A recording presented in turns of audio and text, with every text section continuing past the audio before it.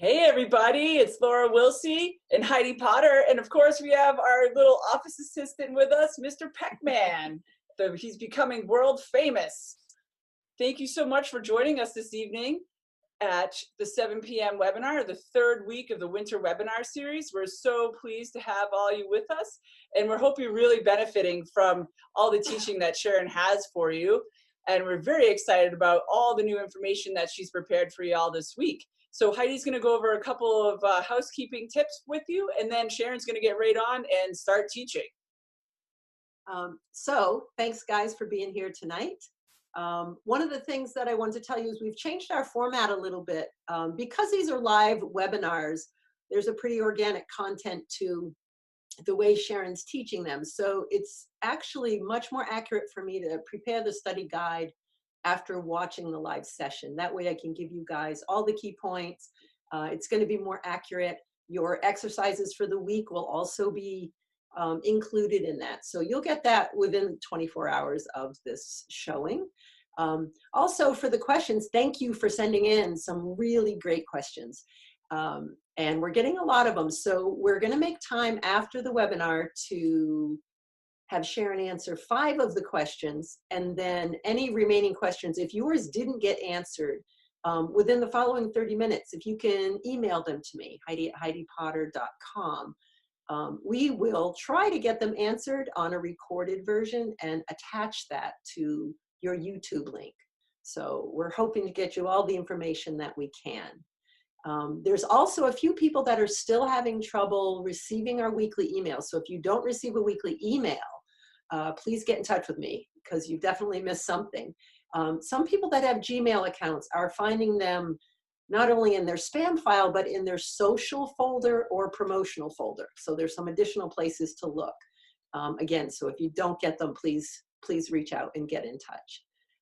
Just gonna check my notes. I think that's it. I guess the last thing I would say is if you need some consulting for your own herd, you have your private herd of horses and you're running into issues, you can always email Sharon and she has a consultation opportunity for you. There is a fee for that, but we're trying to keep these questions really focused on the HorsePeak webinar and the basics of HorsePeak that we're covering in this series. Okay, so thanks again for sending the questions in. Keep them coming. And Sharon will be here in just a moment. Enjoy your session. Actually, I missed my cue because I was supposed to tell you folks that Heidi is also an author as well. And she created this book the same year, which is this one. I'll try to put it up. Open Heart, Open Mind. It's her personal journey into rediscovering horsemanship. So if you're interested in reading Heidi's book, you can jump on her website at HeidiPotter.com.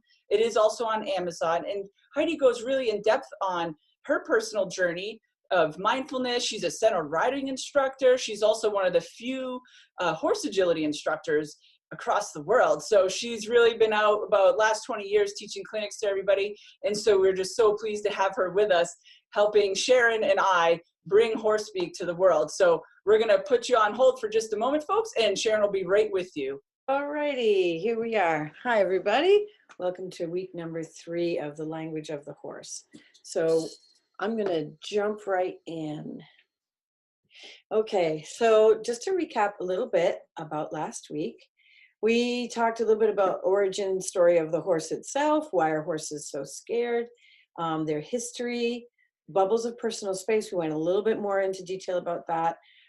We talked about some of the roles in the herd, like protectors and map makers. We talked about how to approach them and the beginning of the awareness about the greeting ritual. And we talked about roles in the herd, like making a sandwich, so horses that are ahead of another horse or behind another horse, and pieces of the pie, meaning horses that are side to side and how they line up, they fan in or they fan out. And then at the end, we talked about spiraling into the bubble. So becoming aware of the bubble of personal space around a horse and how we can, work our way in to build rapport. And this week, we're going to talk a little bit about some paradigm shifting and what that means. We're going to go into the buttons a little bit. We're going to talk about the 4 Gs and more about the greeting ritual. Then we're going to jump into facial expressions and what is going on with this go away face button.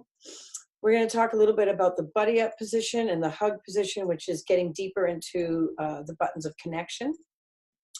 We're going to include some breath messages. And when I'm doing that, instead of having just a slide about like, this is this breath and that's that breath, I'm just going to include it as I go through so that I can really demonstrate that for you in context with what we're also talking about.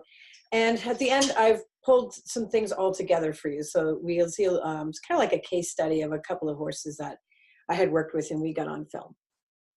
Okay, so paradigm shifting. What do I mean by that? I have included the definition from Wikipedia here if you feel like reading that. But really what I'm talking about with paradigm shifting is the idea that we all have a set of beliefs and we have constructed a series of working knowledge about what we're doing with our horses. And especially if you are a trainer or you've worked with horses for a long time, you're going to have a lot of working knowledge about what you expect to do with a horse, what you expect a horse to be like, and what you expect from a horse. So in my own journey, again, this always comes back to I was on a journey and I'm trying to share that journey with you. I've sometimes found the challenges to shifting my paradigm, both, exciting and invigorating, but also uncomfortable. And even, really made me self-reflect. So I just wanted to include that here and just say that, if any of you are feeling excited on one hand, but a little bit, oh my gosh, have I done the wrong thing? Or I didn't mean to, I didn't know I was being rude or whatever. Don't worry about horses are so forgiving. The amazing thing is that they live in the moment. So as soon as you start to show up differently, most or 99% of horses show up differently also. So that's the good news. And there was some questions last week about, if horses are such scaredy cats, how come they did all these jobs for us, including some of the more difficult jobs like, going to war or working cattle or, harnessed in a field all day long and not ever spooking or running away. So the answer is very simple. We've bred horses for the specific traits that we were looking for. And then we train horses with those traits in mind. So the way that you train a farm horse is different from the way you train a cattle horse, or the way you train a war horse, or the way you train a pony to pull your child in a cart, right? So these are all different ways of training. And these are all different traits that you're breeding for. And we talked about some of the roles in the herd. And so if a horse demonstrates a quality that you want for that job, then you breed that horse. And then of the offspring, the best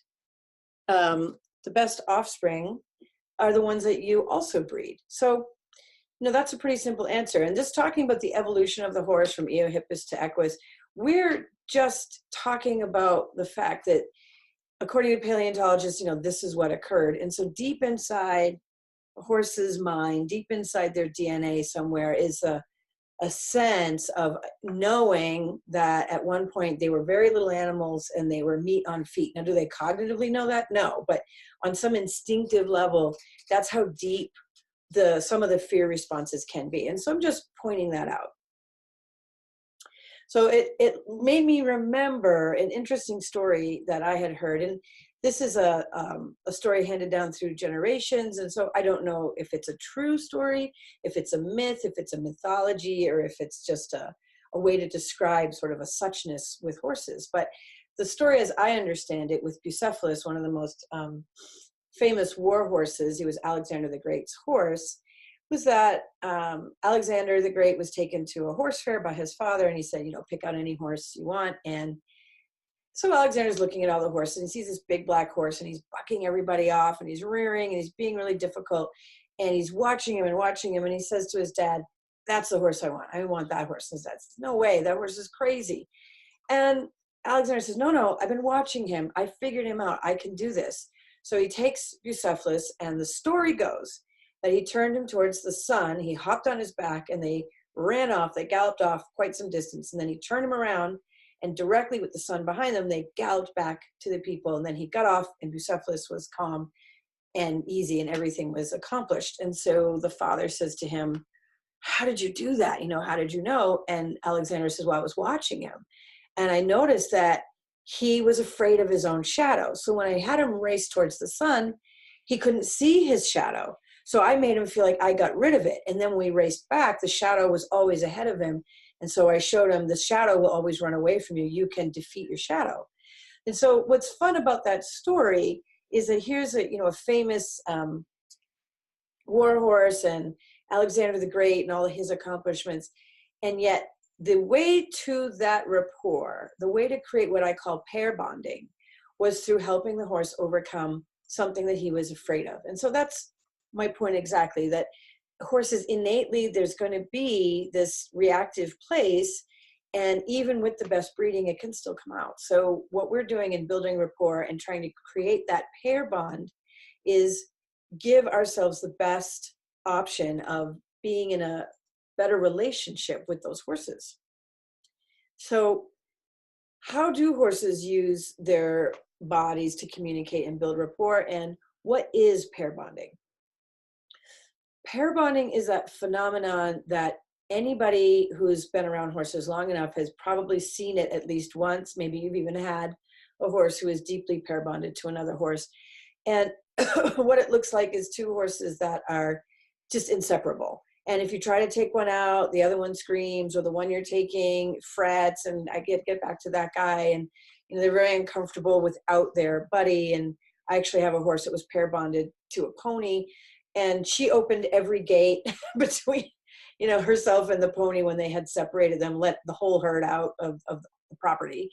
So what is a pain in the neck sometimes as far as dealing with horses can work for us if we can engender the pair bond experience from a horse with us. So if they turn and look at us and say, hey, you look like someone that I should stick to, that's great, because now it's not just that they're excited when you show up, it's also that they protect you. They don't want you to fall off their back. They don't want to leave you. If you do, something happens and they spook, they don't want to run away from you. They want to come back to you. They're also much more likely to be respectful of your space. So all of these things are a benefit. So we're going to switch gears a little bit here and talk about the 13 buttons. Now, we've been talking about the bubbles of personal space and how horses see around themselves and how they function circularly, and they're all aware of each other's bubbles and how they use those bubbles to connect. And inside of the bubble and on the horse's body are these 13 buttons. Now, when I was figuring this out, one of the things I was doing was watching trainers from a lot of different disciplines and from all over the world. I really tried to spread out my awareness of what successful people in their industry and with their type of horse, what were they doing? And I found that they were generally influencing these same predictable areas on a horse. Now, they might have done it in different ways. Some were maybe more punitive and some were maybe more positive, but they were still influencing generally the same areas. And so I then took that and said, well, do horses do that? Are horses influencing those areas? Why is that so effective? I can see that this trainer is having an effect, but I wonder if horses do that. Do they have that effect? Do they have that intention? And so part of understanding that the 13 buttons exist was answering that question for myself. And when I started to realize that, yes, it's predictable that horses aim either an eye or their muzzle or their focus and tension towards these different buttons along the body. And then why do they do it? When do they do it? How do they do it? How fast do they do it? How slow do they do it? So all of that was now the next level of things that I had to figure out. So when I'm looking at a horse, I am seeing this, and some of you might be saying, yikes, that's a lot. I'm looking at all of the buttons, and are they moving towards or away? Are they moving up or down? And I'm looking at where's the horse in his bubble of personal space? Which quadrant is he connected to or influencing or being influenced by, for instance? If I'm putting pressure or something is putting pressure on the horse's left shoulder, then also his right hip is going to be the opposite quadrant, is going to be affected. If there's pressure coming directly behind, then there's going to be an effect on the front of the horse or expressed through his chest. So he could go up or he could go forward. If there's pressure around the girth button or the jump up button, that pressure is experienced circularly all the way around the horse, not just at that button. So I'm looking at opening up everybody's peripheral vision. That's really the goal here, is to say that, there's been a lot of other trainers who have talked about expanding your soft eyes or kind of having a soft look or relaxing your eyes. But the reason for that is that when you open your peripheries, and you can do a little exercise where you have your hands right here and you just kind of, can I see my hands? There it is. Can I open up my peripheries?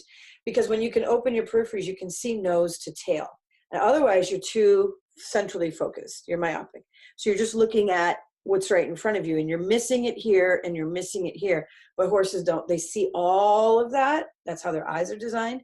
And they're communicating with all of that. So as we're going through, we're saying, okay, well, here's the greeting button. Here's the go away face button.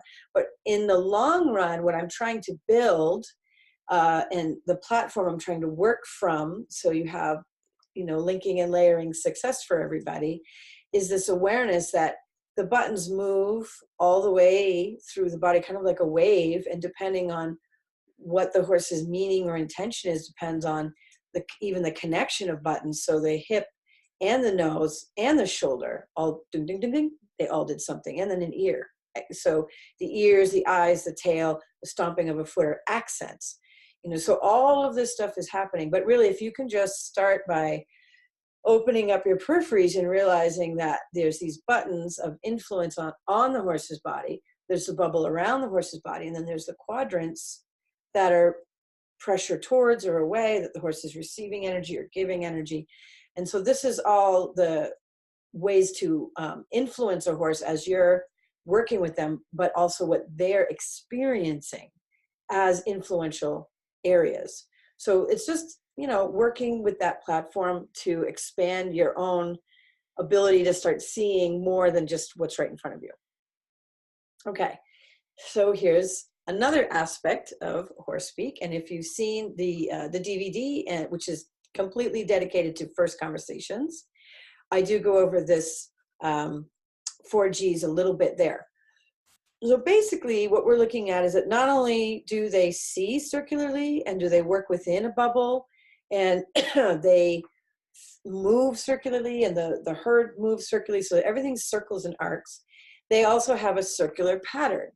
So they greet, that's the first stage, and that could be a formal greeting, like we haven't met before, or this is our first time today, or it can be just a check-in, just, hey, how's it going?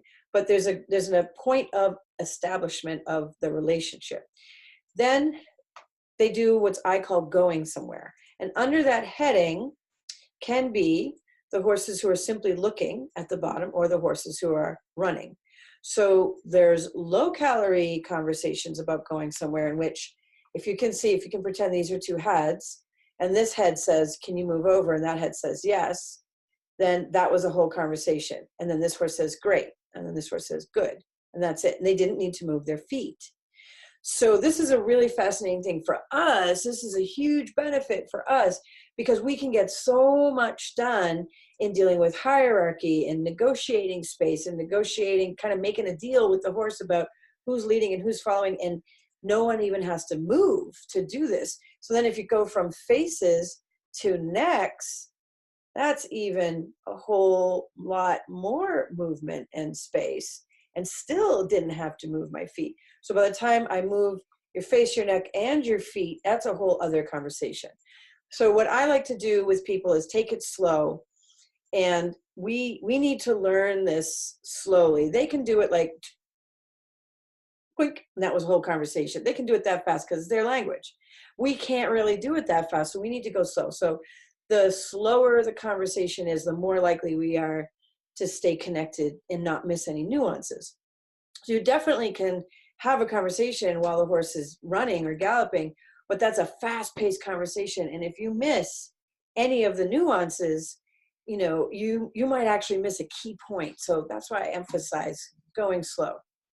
So now the next phase, after deciding who's leading, who's following, Who's got the best ideas? What role are we playing? How are we playing that role? All that stuff gets decided between greeting and going somewhere.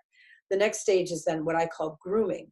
And grooming might be physical, so they might actually groom each other, and they might bend around each other and have physical contact. Or it could just be what I call sharing space.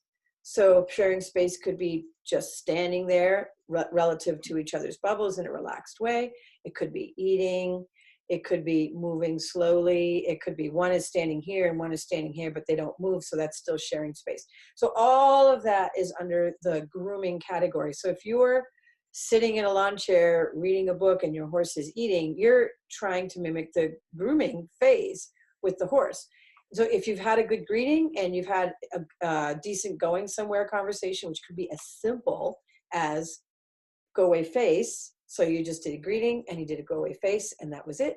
It was great. It was over. And then now I'm going to sit in my lawn chair. For the horse, he's satisfied. The horse is saying, okay, we checked in and we decided who's leading and it's you. And then you've decided that we're going to sit around and hang out in the grooming phase. And that's great because horses like to take a nap. That's one of their favorite topics. So after greeting, going somewhere, and grooming, the last phase is called gone. And in the picture up there, you can see the black mare as she walks off. She's also shaking her tail. And so this is a common thing. You'll see when horses are done with a conversation, they acknowledge it with a tail flick. And it's generally not flick, flick, flick. It's just flick. I'm done with this. And what I think is funny about that is a lot of people have this hand. I definitely do because I'm very handsy. So a lot of people have this gesture too. It's like, I'm so done with that, talk to the hand kind of thing. But it's this interesting movement with the hand. So something else I wanted to say about the gone phase is anytime you step away from the conversation, you take a break, you pause, you take a deep breath, you look away, you wait a minute. That's a version of the gone phase. I call that pausing. So when you hit the pause button, you're just giving space for what has happened. So horses like to give each other a lot of space to think.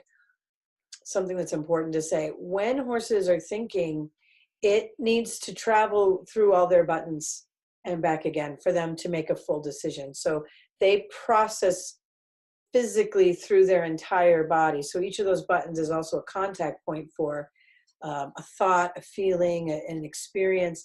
And if they can drop into their body and take that big breath, we kind of get in touch with all those buttons and then come back.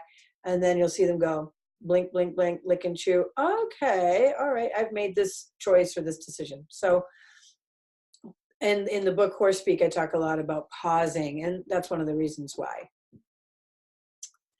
Okay, so we have talked a little bit about some of the roles, the protector role, and we talked a little bit about the sentry. So, pardon me, I'm going to talk now about why that kind of stuff is so important before you even get to say hello.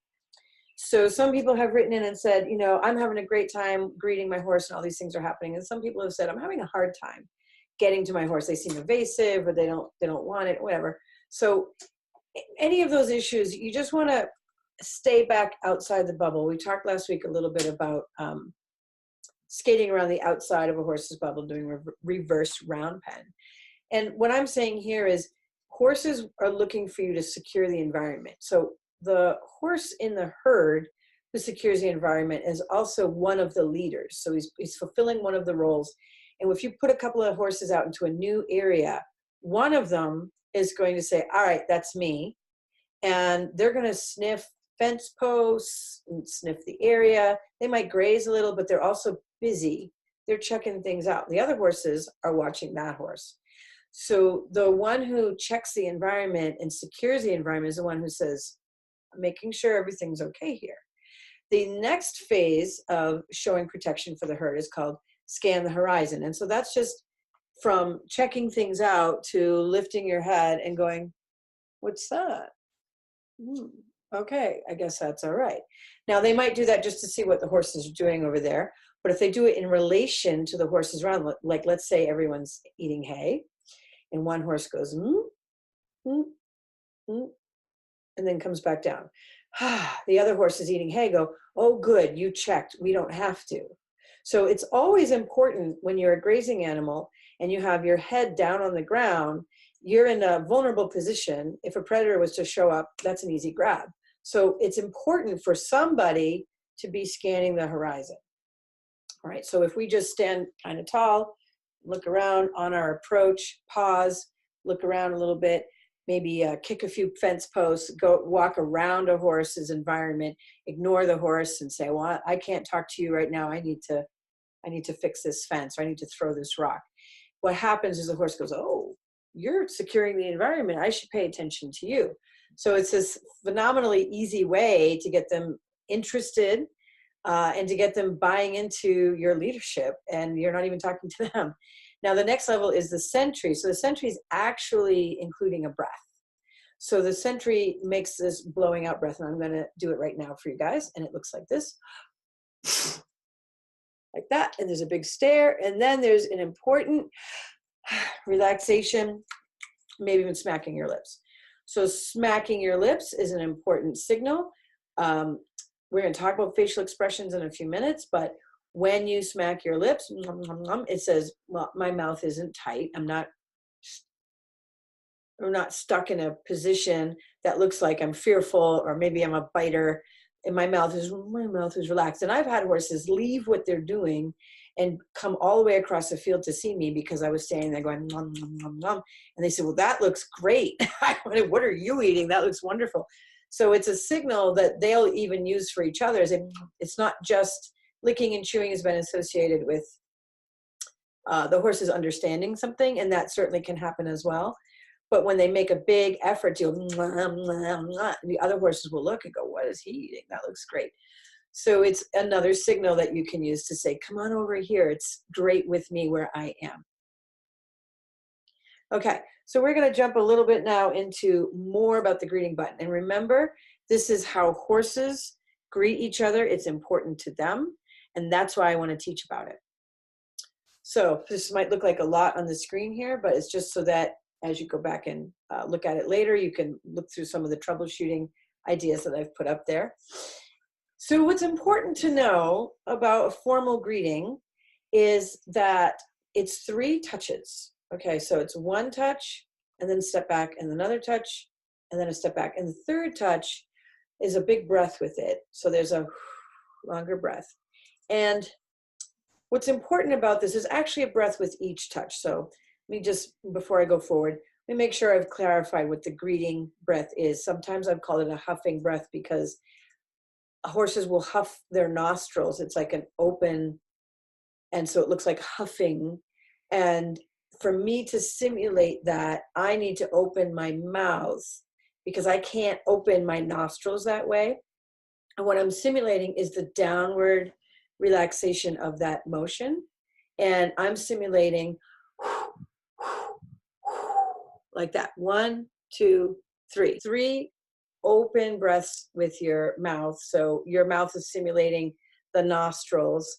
And horses do this when they're open to each other. So they're inhaling each other's scent. So technically they're inhaling and technically I'm exhaling, but it's the sound that I'm going after and it's the relaxation in my body. So when I inhale, my body goes and lifts in, and that's just kind of what we do. And so that's when they inhale in a huff, they actually drop down because they have a different shaped neck and they can do things differently. So I'm really going for the sound and the posture. And I've tried it both ways. I've tried doing it with an inhale and I've tried doing it with an exhale. And they seem to respond a lot better to the outside breath, the outer breath. So that's what I teach people. And I don't think that the horses are thinking, no, that's an inhale or an exhale. I think they're just responding to you're breathing deeply in the right sound with the right softness towards me. So that's what I'm going for. So you can you can do a greeting, a 3-part greeting from a long ways away. A horse is way over there in the field, and you can go, hey. The third one is the long breath, because the third touch, the third breath means readiness and connection. The first 2 is like, hey, who are you? What's going on? Where are you in the pecking order? Okay, that's cool. Want to get connected? Want to get ready for something else? So when you lean in to touch, it's kind of like leaning in for a handshake. And when we lean in for a handshake, we put our hand out. We also lean a little low. We'll make eye contact. We'll usually smile. Hopefully we're smiling. And we'll maybe nod our head and yeah. And then we step away. And those are important parts. And those are important to greeting also. So you come in, you smile, make a little eye contact, and then you come away. So what you don't want to do in the greeting ritual is greet, and then the horse is greeting your knuckle, and you're like, oh, the magic's happening. It's happening. And then they're like, it's not happening anymore. Stop. Lean away from me now. So it's important to go in and then sort of get out. Now, if you have horses who, some of the troubleshooting here is the most common challenges that people have. The horse is excited. They're friendly. They're not really looking for the full 3-part greeting ritual. They're not feeling disturbed or distressed or curious. They're just like, I want to get in there and I want to say hi to you. And they go really quick and 3 quick touches. So if that happens, I allow it. I just noticed that they huffed their nostrils 3 times on my hand. And so they just wanted to get it over with and move on to the next thing. That's fine. But I will go back at some point and say, you know what? As your leader, let's make sure we can do it slowly. Because between each touch, if you get to see horses doing it fully, they'll touch and then they'll look away. And then they'll touch and then they'll look away. And maybe they'll look away the same way, which is already saying, hey, I'll follow you. So that's great. Maybe they'll look away differently. So they're saying, we might have a little difference of opinion, but we don't need to fight about it. So looking away is part of the greeting when you can do it slowly. Let's see, one of the other, horses too high-headed. So if they come in and they're high-headed like this and they greet like that, what's happening is they're saying, this might be a contest. We might be too close in the hierarchy. We might need to squeal about it and really make a point. So I don't want to have that kind of greeting with a horse. If a horse is coming in really high-headed to me, I'm going to take over as a leader and say, let's drop that. I want you to drop your head lower because I want a polite greeting. If a horse seems to signal, like they go slow and they're really looking at you and you just get this feeling that they're trying to tell you something and you're not sure what it is. Maybe they're really looking at you and they're really breathing you in and paying a lot of attention to you. And you're like, what else is there? You might have a teacher or a mentor on your hands. So if that's happening, what I would do is pause and breathe in a relaxed way and say, okay, show me. And so then if they move their head, you move their head. So you go back to mirroring, go all the way back to that. And if you're lucky enough to have a teacher or a mentor trying to say, let me teach you horse speak, then that's great. So just follow along because they're going to take care of you. And I can't go forward. There we go. Okay, so using the greeting ritual as a diagnostic tool, this is really fun. So once you start to increase your baseline of understanding of not only the importance of the greeting ritual, but I encourage people to try to do this with as many horses as you can, because with your own horse or even your own herd, you get into patterns, and you get into expectations and, well, I know Old Red and he's always grumpy. And then you have that mindset. So it's really great to go and do this with other horses because you're going to establish a better baseline of where's the platform, what feels kind of normal.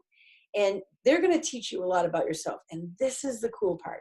So you can use the greeting ritual as a diagnostic tool when you understand it better, because you could say, wow, this horse is really doesn't want to touch my knuckle. Like I get in there to touch and they go, I don't want to touch you. And so that's a horse who maybe has been twitched or they had a mouth issue or who knows what happened. But if that happens, I say, okay, you don't have to touch my neck. We can just breathe and thanks for the offer.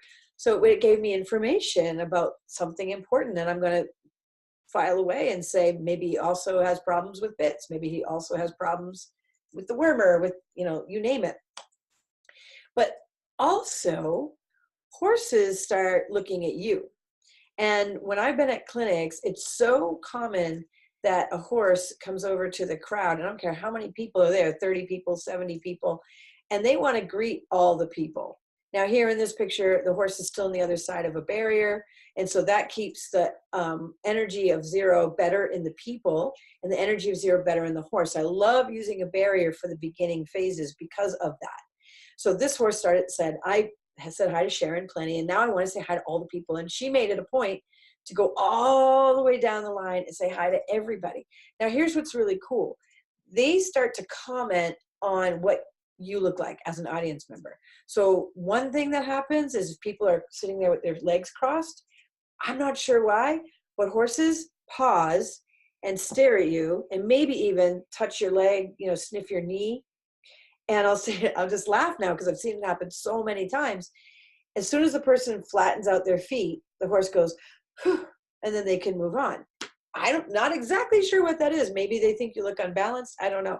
If a person isn't breathing, so they forgot to breathe, the horse will linger and look at them and maybe start breathing for them. If a person looks really tense, maybe the horse will back away and come back. So there's all kinds of things that happen. But the audience members start to say, oh my gosh, this horse is shifting their greeting ritual for every single person. If I hadn't seen it, I wouldn't have believed it. So this is a great way to gain more insight about ourselves as well. So not only do we need to gain insight about a baseline of how horses are doing it, we need to really go a little bit deeper into what the horse is saying to us, because we might think we're there and we're calm and whatever, and the horse is like, no, you're not, because your feet are crossed, or you're standing funny, or you don't realize it, but you're holding your breath. So this is great because this builds rapport, because we start really being able to hear them. Now, the other side of the formal greeting ritual is the informal. And this is called checking in. And horses check in all day. So if they've done a formal greeting ritual, they're probably over it. Unless they've maybe had a scuffle, maybe someone had a disagreement, they might come back and do a formal. But most of the time, they're just checking in. And they can do this with the huffing breath, the greeting breath from quite a distance. So they can just, how you doing? Oh, okay, that's good. Or these two horses are on the ground, and so they just aimed at each other and went towards each other, checked in. Okay, we're good. All right, let's make a decision about what we're going to do next. Now, what's important for us about the check-in is that horses use this to work out insecurities, instabilities in the herd. If there was a moment of fear, if the sentry blew and everybody looked and they come back, they're going to spend some time going check in, check in, check in. We okay? We okay? We okay? We okay? We okay? And that's important to them. So they do a lot of checking in. So anytime your horse bends his head back towards you in the rest of your day with him, he's saying, where do I land? Now, if you don't give him your knuckle, which is the simulation of your muzzle, then he's going to land somewhere. And then you might even get in trouble, because horses know you're not supposed to walk into another horse's bubble and just put your nose somewhere. If a horse walked up to another horse and just said, hey, I'm going to put my nose on your cheek, I'm going to put my nose on your shoulder, the other horse would be like, get out of here. What are you doing? So they don't know where to land on our body. And so then they might sniff, and they're saying, well, where do you want me to land? Like, what part of you am I supposed to put my nose on to do this check-in, which is so vital to me? So you've got to be watching out for this. And anytime they turn their head towards you, just put your knuckle out. Here you go. Check in right here. And there's a lot of people that takes some time, actually some retraining, because most of us have learned like, la, la, la, la, la. We're just sort of standing there and holding the horse, getting ready to do the next thing, or open a gate, or the horse is on cross ties. And so we're just brushing and putting the saddle on. And anytime they turn their head towards you, you're saying, are we okay? So you go to put a saddle on, they turn the head towards you, they're saying, are we okay about this saddle? Are we okay about that? I don't like that brush. Are we okay with that? Can we talk about this brush? Can we use a different brush? So anytime they bring their face around to check in, they're also saying, hey, I need to check in with you about this. Or maybe right when you went to put the saddle on, there was a noise over there. And so they said, oh, you were going to put a saddle on, but now I'm nervous about that noise. So just get in the habit of looking for the horse's check-in. So if you have a horse who doesn't need to check in that much, that's great. Just offer it to him anyway. If you have a horse that needs to check in all the time, you really need to pay attention to that, because you want to allay his fears by saying, yeah, I'm here for you. I'm totally here for you. Okay. Now, last week I mentioned, little peck man, It's hanging around. Hi, Pac-Man. So last week I mentioned the point of the greeting button is also an acupuncture point. And so I went and looked it up. And so it's called GV26. And this is all the stuff here on the screen, which we'll have in the handouts for you to read about. But apparently that point deals with shock and cardiac arrest, loss of consciousness, respiratory arrest, mania, heat stroke, collapsed yang, whatever. I'm not exactly sure what that means, but it is a really important point.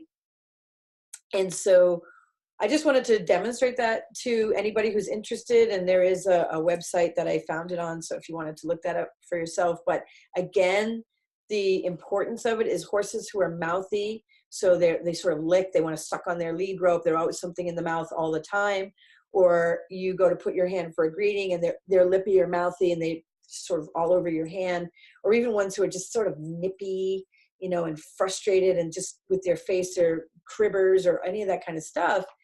I have discovered that by lightly massaging right there between the nostrils, right where that point happens to be, and it's just a light circular massage, the horse will relax. And they might come back and say, ooh, do that again. Or they might say, that's enough. That was a lot and that's enough. But what does happen is they stop with all that licky, chewy, sort of obnoxious stuff. And they might even yawn or come back the next day and say, hey, can you? So now their checking in has even more meaning because you're releasing tension, you're releasing pain, you're releasing stress, all this kind of stuff. So now you're like the savior because when you show up, you're like, that made me feel better. And then this is a great new way to have a conversation with their mouth instead of this chewy, lippy, weirdo stuff. Okay, so we're moving from greeting and all of the things that greeting means into the next segment, which is going somewhere. And this is going somewhere without moving your feet. So we want to make sure that we're doing the go away face button politely. It's not stab away face. It's not push away face. In fact, if you use the palm of your hand and you push, you're creating an imbalance that causes the horse to balance back towards you and actually move back towards you. So that's not what you want. The other thing is if horses press against each other, if they're leaning on each other and they press into each other, that's a signal that says, let's buddy up, let's get closer. So that's a confusing signal if you're using it as a hold hand and then you're trying to push a horse away that way. Those two things don't go together. So this is connection and this is move away. So with this, we're simulating, it's pointy. No, it doesn't feel like I want to stay there, but it's not stabby and it's not angry. So you don't want to get into a contest with your horse. Now, I know some horses can get frustrated about touching their go away face button at first, or they don't know that that's what you're trying to do. So they're like, if they're head shy, they're like, what the heck are you trying to do? Some horses want you to touch it and show them how much pressure you're going to use. And some say, don't touch it, just aim at it, and I'm happy to move out of your way. And some horses say, I want a little of both. I want to know what your aim looks like, and I want to know what your touch feels like. So that's why I'm bringing this up. Now, we're using go away face to say, give me room. And again, it's horse face on horse face, give me room. Okay, you don't necessarily have to move your feet, just move in your face, and you're just saying, I'm here on the pecking order, you're here, you need to give me space. Now, if you have a horse who's been poorly socialized or has had any kind of latent issues, there are some horses who have a hard time with this.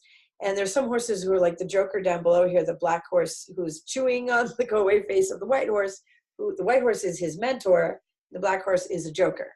And so this joker needed like 300 go away faces from his mentor. And so he's like, can I do a go away face to you? And he's just lipping and chewing and being funny.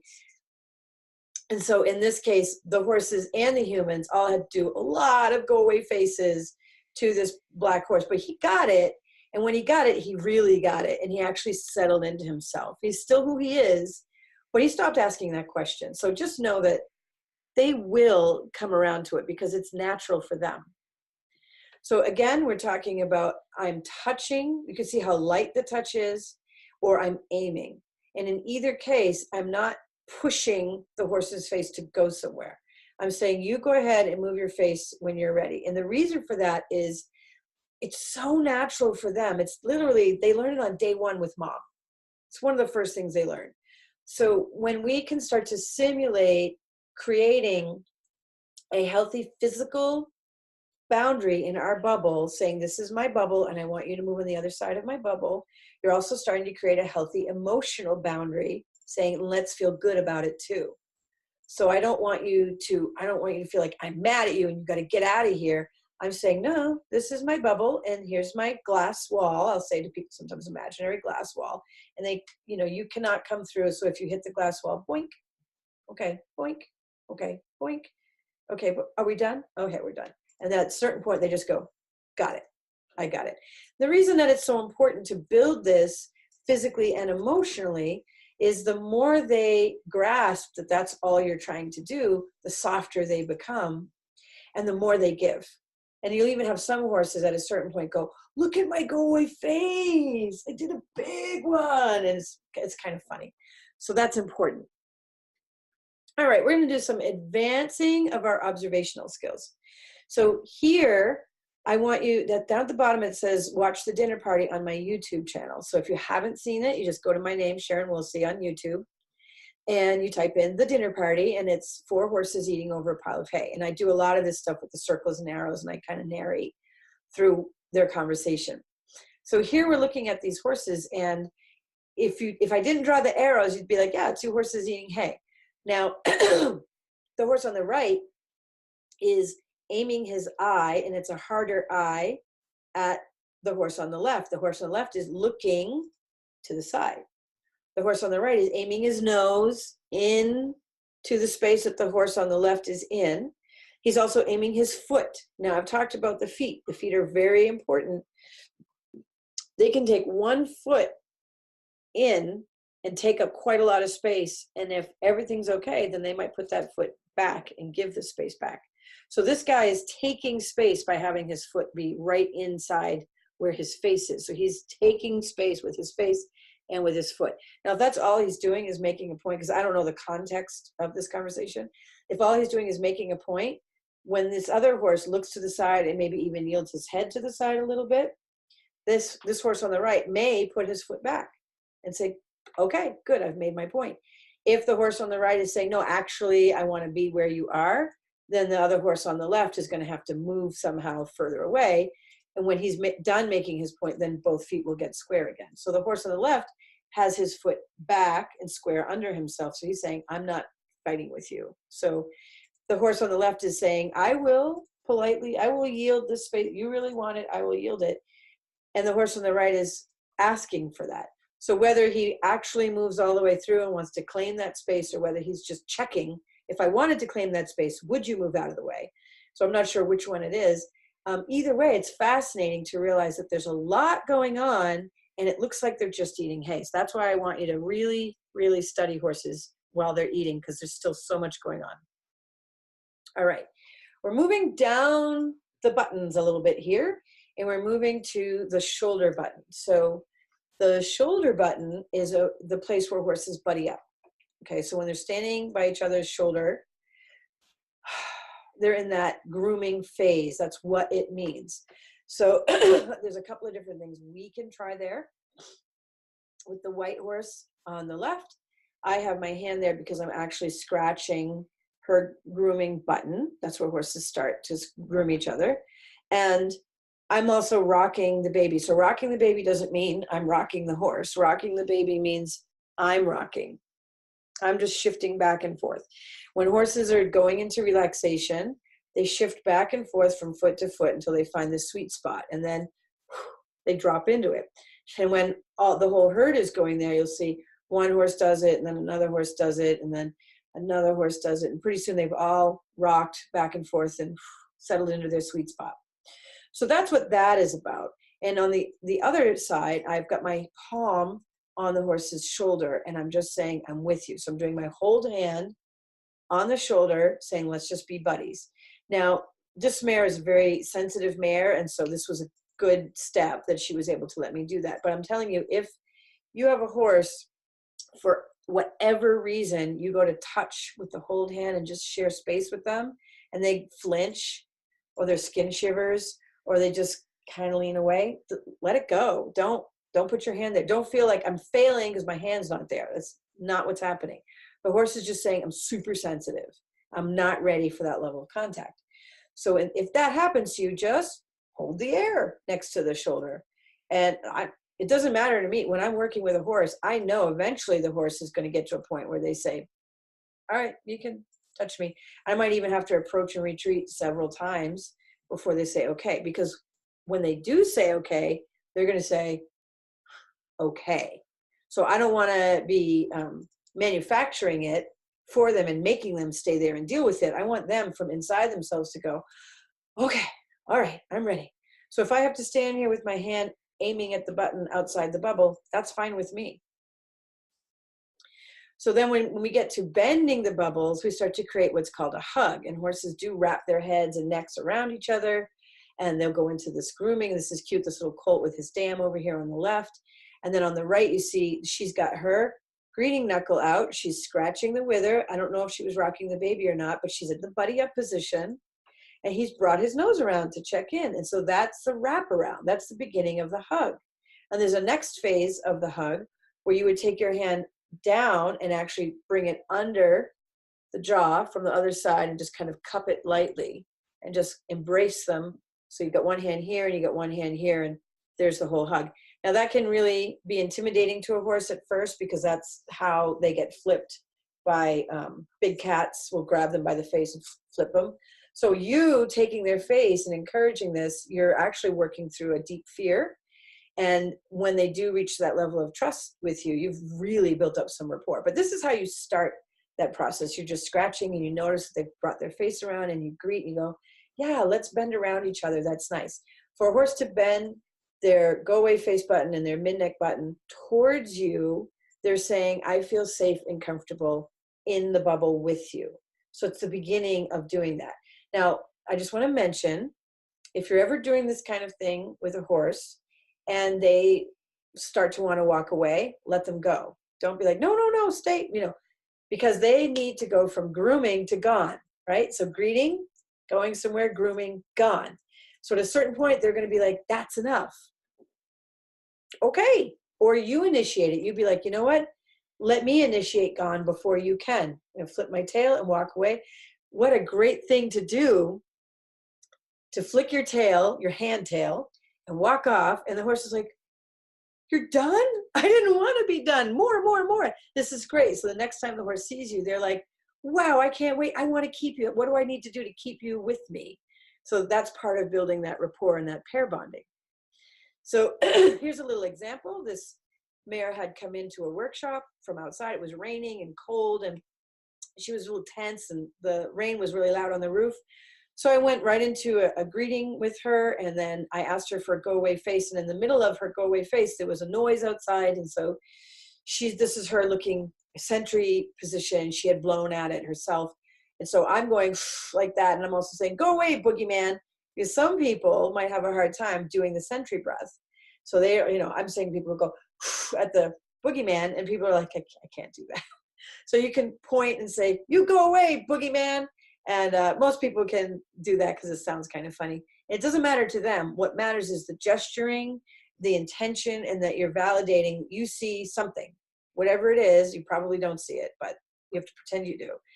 And I said, you go away, boogeyman. And then she came back to me and dropped it, let it go. And I'm here putting my hold hand on her shoulder, and I'm in buddy up. So it literally went that fast. And I just wanted to show that as an example. So part 2, here we are. We're going to talk a little bit about facial expressions. And I love these pictures. They crack me up. So what's fascinating about humans and horses is that we have so many little muscles and nerves in our faces. And we can do this with our lips. And dogs and cats can't do that. They have kind of a fixed mouth because they have fangs. So their mouths, they can, they can do a couple of things, but not like us. Horses, their nostrils and their lips do a ton of puckering and relaxing, and lips droop, and the chin gets tight and the chin gets relaxed. And we do the same stuff. And the wrinkles around our eyes get big, our eyes get small, they get narrow, they get wrinkled, they get hard, they get soft, they blink. We do a lot of the same stuff. We can clench our jaw, we can open our jaw. So what we can't do is flick our ears. And so if I am telling someone, flick your ears, you're just imagining. If I had an ear, I'd flick it. So when we look at this picture, we can clearly see the expressions on both the human and the horse.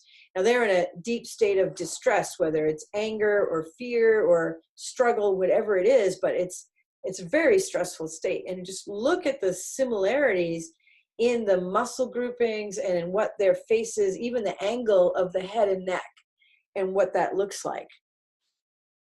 So signs of emotion that we're looking for in the horse's faces are similar enough to our own facial expressions that something you can start to do to see how your horse is feeling is mirror his face.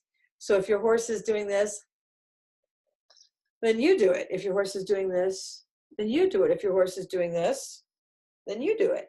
And do it for yourself and say, what are the qualities that makes me experience? Try not to label it so much as like, oh, I'm angry, or oh, I'm, just really upset, or I'm really scared.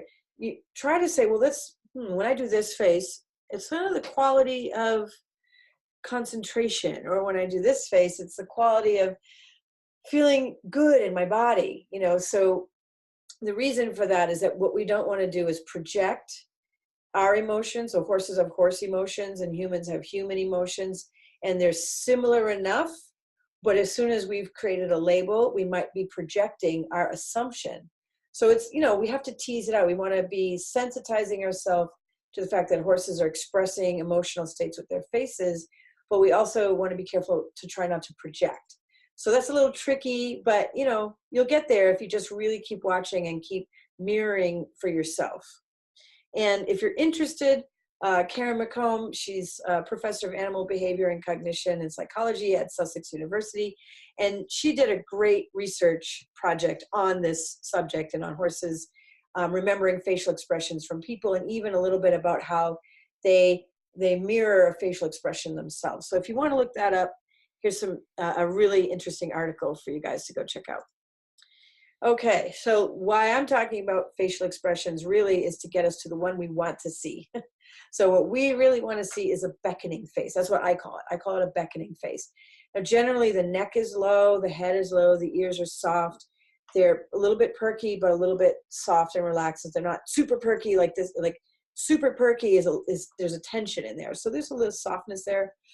The eyes are blinking. They're relaxed.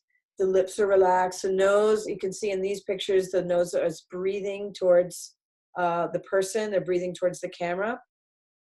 And so that's some of that huffing. So in this case, it would be like checking in or huffing. I'm breathing you in. Now, I think that horses use scent the way we would use a name. So where I would say, hey, Jagger, how's it going? I would call out to the horse's name. And she might look up because she's learned to recognize that sound. But when she looks at me, she's going to go, and she's saying to me, yeah, I smell you too. I know you. I smell your smell. That's who you are. So I think with a horse, an animal that's as powerfully dependent on their sense of smell as this animal is, it makes sense to me that your scent is also your name. So it's just kind of a neat thing to think about. So if I back at my horse, I'm saying, I smell you too. So that's a way for me to say in their language, I know you as well. All right, we're going to come back to a topic from last week, which was reverse round pen. And the idea here, I talked a little bit a few minutes ago about, can you use your peripheral vision? So one thing, having your hands here and walking, you're triggering your peripheries to come on. Another thing, you're saying, this is the edge of my bubble. You don't need to come to me. I'm not going to come to you. When we do this as a clinic, we're walking as a serpentine. So we're predictable. We're in a pattern. We're in a lineup. So the horses can just experience that and it doesn't feel threatening to them. So what happens is horses usually get really intrigued by us having a bubble of personal space and not wanting anything from them. Because usually we show up and we're like, I'm here for you and you're here for me and I want something from you. Do you want anything from me? What are we going to do? So if we show up and we're like, never mind, I'm going to go over here and check the fence post. I'm going to go over there and I'm going to do that. And when I feel ready, hey, how's it going? So that brings a level of relaxation to the relationship. And of course, we have to practice that because we're used to showing up and going, my horse, just kind of bringing all the energy right to it. So there's a lot of reasons to practice this, and it builds rapport, it builds safety and comfort in our own body, it builds safety and comfort in their body. And if you don't know the horses, don't go up to horses you don't know and try to do this. And if you're in a herd that's kind of high energy herd and you don't know that you can pull this off successfully, then don't do it out where, you could get hurt. I do this in clinics because I can lead it and I'm there, but I don't want anybody to try something that logically you shouldn't be doing in that herd or in that situation. So really just do this in a situation where you can, like if your horse is in a small paddock and you can just walk around the horse. The goal is to get all the way around your horse and they don't move. That's the end goal. Let me move, you don't move, you stay still. Most of what we do when we get our horses is we say move. Move like this, move like that, come with me, go here, go there, do this. How often do we show up and say, don't move, I'm gonna move, you don't move. So it's a really great other side of the story to share with them. And again, building rapport from the outside, this is going back to the idea of spiraling in. Can you create, this is an O posture that she's doing on the outside of the fence. Next week, we're going to teach a lot about the O posture and the X posture. But for now, the O posture is part of a draw. It's inviting. She's beckoning. She's smiling. And then the picture, it's just my picture is right on top of that horse face. I apologize. But in the middle picture here, the horse is looking like, I don't know, maybe I should come to you. And in the top picture, she's coming with a lot of eagerness. And in this bottom picture, she's standing right by her. Now there's grass everywhere. She could go anywhere to eat grass, but she's choosing to stay right with her human. And then wherever her human went, she walked with her. So again, this is a great way to practice building rapport because there's no reason for the horse to come stand with you except that you're trying to communicate with them. Now look, if you try to do this and the horse walks off, don't take that personally either. Just take a deep breath and walk around the outside of the round pen and kick the tires, check the environment and scan around and blow some sentry breath and look down, take some deep breaths, ignore the horse a little bit because what you're saying to them is, well, I'm going to be here. You could choose to connect with me or not. And I've never had a situation where the horse doesn't finally they can't stand it and they just come over because finally they're like, okay, you're really intriguing me. What are you doing? What's going on with this? So I want the horse from inside themselves to start choosing to engage with me. That's why this is so powerful. So when you do get inside the pen, like she is here, she's in the buddy up position, she's giving her knuckle, the horse is bending around her. And this was a beautiful and soft moment for them. And just to put it out there, this particular horse really hated the round pen. So for her to look that soft with her ears floppy and all relaxed in that position was kind of a big deal. So here we are again, another little bit of troubleshooting. So here's the grumpy mare, she's in her stall and she doesn't want to engage. So I'm actively ignoring her. I am copying her, I'm mirroring her. She's looking away and she's a bit up. And so I'm staying there, I'm in my O posture, I've got my 0 going on, but I'm also talking to someone else and saying, well, I'm going to actively ignore you and talk to someone else, but I'm going to be here with you as we actively ignore each other. That sounds funny, but it actually got her interest. And so in the next picture, she came over, she said, well, what are you about? And I said, well, let's do some mirroring. So first I mirrored her and then she mirrored me. So when I dropped my head lower, she dropped her head lower. And then we were in. From there, she said, all right, you're kind of interesting. Let's go to the next level. Now here is troubleshooting with a grumpy and defensive stallion. Now when a lot of people see this face, they might think, wow, that horse is, he's going to get me. He's so aggressive. And it, always you see this face. I call that the cobra pose because it's like, it looks like they're going to strike. And they could. And this horse doesn't. He's actually makes that face and he gets all big and his ears go back, but he doesn't bite anybody. But he makes this big face. He feels intense. It's uncomfortable and it makes people uncomfortable. So when he's in a barn that has sort of a show aisle and so people from the outside can come look at the beautiful horses and, it's disappointing that he's like, so no one wants to really visit with him because he's always making that face. So when I met this horse, I said, oh, you're confused about the front quadrants of your bubble. If they can put their head into the aisle, they're considering that to be the front of their bubble. So what he's saying is, geez, the front of my bubble, people keep walking through it, and then they're mad at me. And I don't get it. And so I'm preempting people getting grumpy with me by me being grumpy and saying, well, don't look at me then. So he's a horse. He's not doing deductive reasoning. He's not saying my grumpy face is creating frustrated people. He's saying everybody shows up, walks right through my bubble, and then gets mad at me. So when people show up, I'm going to go, don't get mad at me. Why are you here? Don't be in my bubble. So when I met him, I said, all right, we need to reverse that misunderstanding. So the first thing I did, you can see the arrow here, the yellow arrow on the left, was I found where was the edge of his bubble where he could at least lower his head a little bit. He's still making the grumpy face, the ears are still backwards, but at least he's reaching towards me instead of being defensive and dancing in his stall and doing all this stuff. So he's at least saying, okay, I see your knuckle. I'm kind of reaching, I'm kind of lowering my head. Okay, cool. So his bubble was all the way across the aisle. Got it. Now I know. Then I said, all right, well, I'm not even going to say hi to you. I'm going to secure the environment. I touched things. I touched the hose. I hit the wall. I kicked the floor. I walked around and I swept a little bit. I did all kinds of things to say, well, let me check out this environment. And instantly that drew his attention. So you can see him looking at me going, oh, you're checking out the environment. Oh, that's great. I like that. Then he was able to finally reach over and have a decent greeting with me. And you can see here, I stayed well away so that I'm leaning in and he's encouraged to lean into. And I'm really out of reach. If he was to be nippy with me, I'm well out of reach. So all I have to do is just move my hand. It's, I'm not in any risk, so I can keep my zero. The next picture is I'm standing there, I'm saying, go away face. Now I'm not going to reach through because he is grumpy, he's defensive. So I don't want to give him any excuse to get nippy because then he would feel like he got himself in trouble. I don't want to set him up for that. So I just stood there. That's all I'm doing.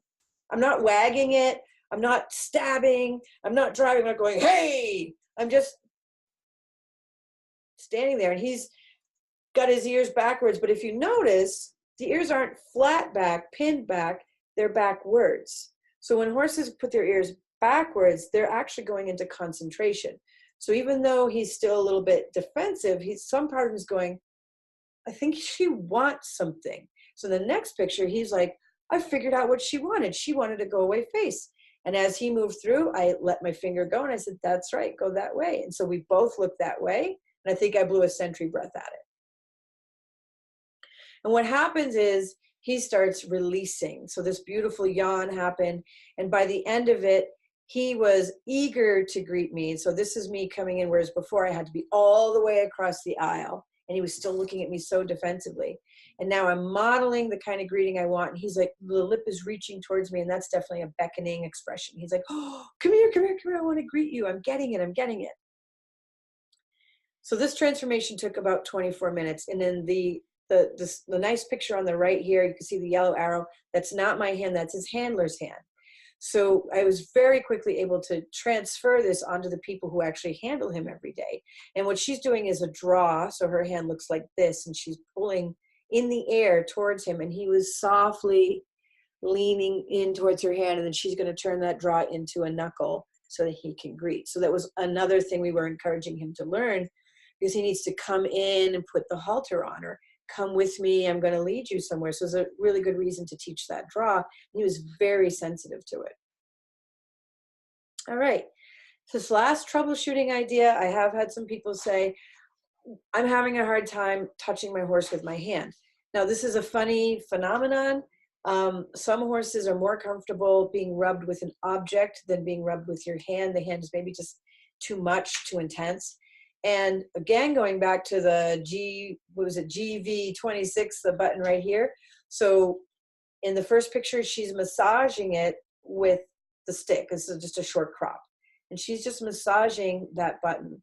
And she moved through the neck and through the back and across the top line, finally to the hip. The hip was what was difficult. So she's staying in the buddy up position because that was successful. The horse is in a deep relaxation. She's massaging the hip button and then down the hind leg. And you see the horse, the ears are sideways, and she's bending the neck towards, and the horse is saying, all right, I'm okay with this. So this is something that you can try. There's quite a number of other teachers and trainers who will use various sticks or magic wands or all kinds of things to do some massaging and touching and rubbing. And you know, that can really work out great. From a horse perspective, I want you to greet them first. So bring it to where they are over a stall or whatever. With this mare, actually, we greeted her with this stick the day before the shoot because I wanted to see how she was with it. She didn't like it at all. You have a stick in your hand, panicked. So this was only one time doing one greeting session with her with the stick where she greeted it maybe 3 or 4 times in a row, and then we left it at that. And the very next day she was here. So changes can happen pretty fast if you follow their protocol. So for homework this week, we're really going to ask you to study the facial expressions. And you can look up that woman's work. You can also, there's a lot of really good research about human facial expressions. And it's worth the time, you know, it's worth investing a little bit of time looking at that and understanding that we can be making faces that we don't intend. So if our mouth is tight because we're concentrating, I'm concentrating really hard, that looks really stressful. It's not welcoming. So, you know, making sure that everything is soft. Watch horses communicating over hay. Try to see more. Try to expand your field of vision and see more of the content of what's going on. Watch for and practice the beckoning posture. Practice your hold position. And there's a reason for this. We're going to get into more about this. This turns into a whole bunch of other things. But right now, just practice it. Practice greeting over a stall or a fence or whatever for safety. Still, I really want to encourage people as you're diving into the communication, you want to stay zero. You want them to have the opportunity to stay zero. So having an artificial barrier creates that artificial bubble between the two of you. So you're more likely to have more success. And really just try to pay attention when you're inside a bubble or outside a bubble. And where are you in relation to that bubble? You can be right next to a horse and they could still feel like, you know, you're outside my bubble if their bubble is that close to themselves. And then you make that extra inch and they go, oh, that's enough. So just get practiced with that. Practice using your go away face. And you can use this. You can actually start to ask for, if you're moving a horse, you could say, can you move from here first and then the rest of you? And see how light can it get. And the ideal is that you point and they start to move their face. So that's the ideal. And most horses, that's where they want to be too. You can think about standing at the buddy up position, offering some grooming, offering some hold hand, rock the baby, take some deep breaths. Maybe they'll hug you. You can ask, you can be standing here scratching and grooming and say, hey, do you want to reach your neck around? This is great because starting to bend the buttons towards you is part of building that connection. And yeah, so those are all of the things I want you to try to practice this week. And we're going to take a couple of questions. All right. All right. And I'm just going to grab a sip of my tea. So we'll get Karen on first. And if you have a question, we actually have about 14 minutes because this does have a time limit when we set up the software. So we will end before 8:30, just so y'all know. And then Sharon will do a recording of some other questions that we have, and you'll get them by next week. So just a second, I'm gonna unblock Karen, excuse me, and you may have to unmute your microphone to go on live with everybody. There you go, okay. You should be ready. All right, can you hear me? We can hear you.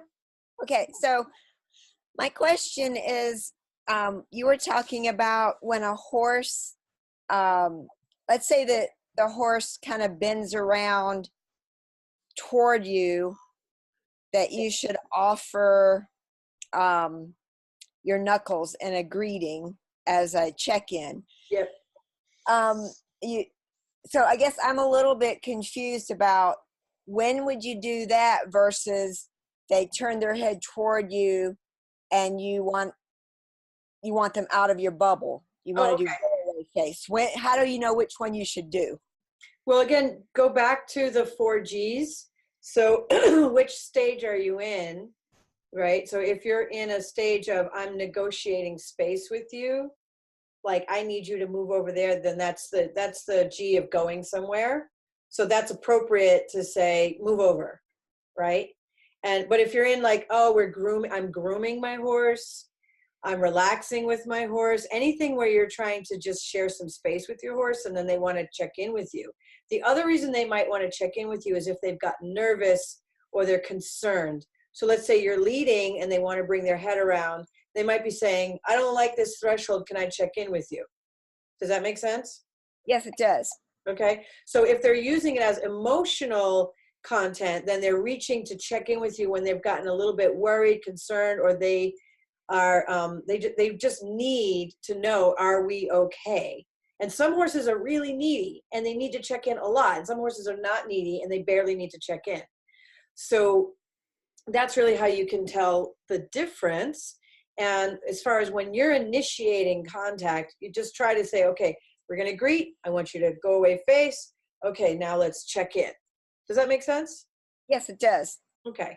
And once you get the flow, you can't not do it. Like once the flow becomes natural, it's like you don't even have to think about it anymore. And that's the great thing about this as a body language, is that it's really natural to a different part of your brain.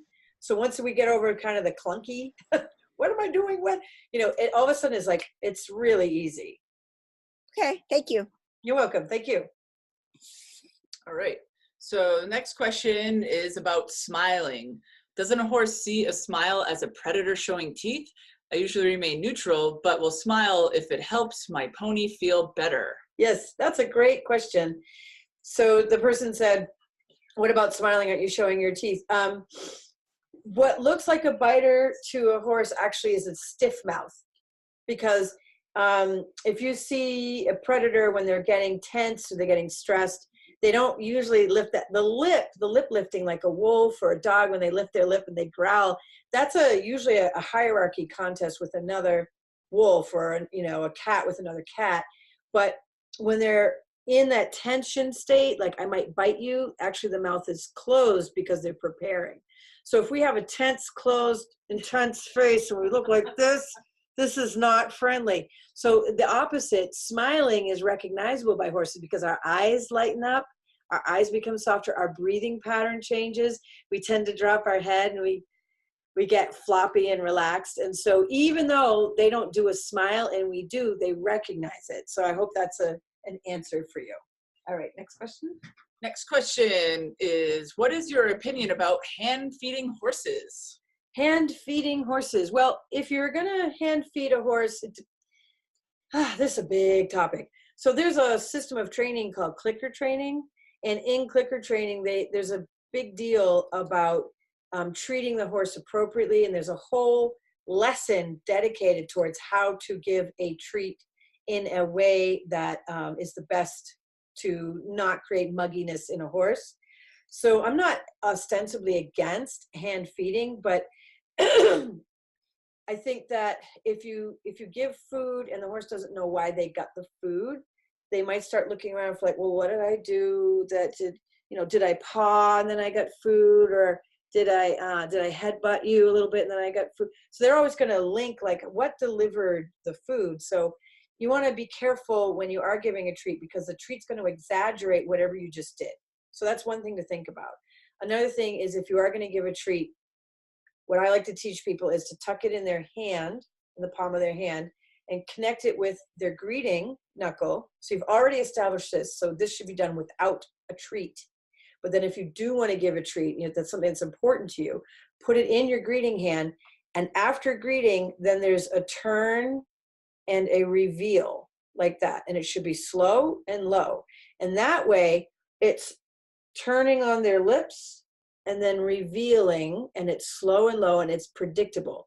Horses get nippy when we go to give a treat and they go, oh, a treat. And they go to grab it and we go, ah, like that. And now they say, oh, the treat's leaving, ah, and they get more nippy. So it's really important to give a low, slow, predictable turn. Here you go. And it's the same way. And if you can't pull that off or the horse is too mouthy, drop a treat in a bucket and just don't give it out of your hand. So I think that's it's a personal choice if you want to give your horse hand treats or not. All right. Thank you, Sharon. And next question is, what do you do when you go in the field for one horse, but others come in to greet, but don't go away? when they all crowd you. If you have other horses who are greeting and they don't want to go away, that's a tricky situation, especially if they're not your horses. But what I've done in those situations is I've made it a point to say, I know this is going to happen, so I'm preparing for it. So I'm going to go in and I'm going to greet the neediest horse, and I'm going to greet the alpha horse. I'm going to just greet the whole herd. I'm going to greet them and I'm going to say, go away, face, go away, face, right? So greet, go away, face. Greet you, go away, face. Greet you, go away, face. And maybe I'm not doing the full 3-part because it's too many horses. So I can do a fast greet. I can huff and go, all right, that's a fine, fast greeting, and then go away, face. And make sure that I'm setting my boundary before I go to my horse and say, all right, now it's you and me. And what horses recognize is I've claimed a horse, it's my horse, because they do that.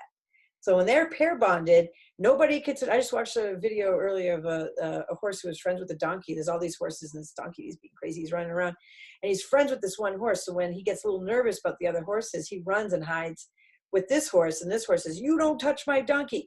So they understand that. So if you have that attitude of, you can't touch my horse, this is my horse, you can't come here, you can't touch my horse, and you're not being angry, you're just acting like that because they understand that, then you're just defining your boundary. And I think one of the reasons it's hard to ask horses to go away is that we feel bad.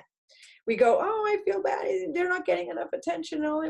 So either I set it up to give them some attention, or I work on myself to not feel bad about it if I just want to get my horse out of the field. So those are the two things that usually come up around that. So hopefully that helps. All right. And we did get a request for sending out the Mirroring Neurons link. So we'll put that in everybody's constant contact email. So we'll get that out to you with the link for the recording. So, and that is it for the questions for tonight. All right, that's it for tonight. So thank you guys, and can't wait to see you next week. Have a good week.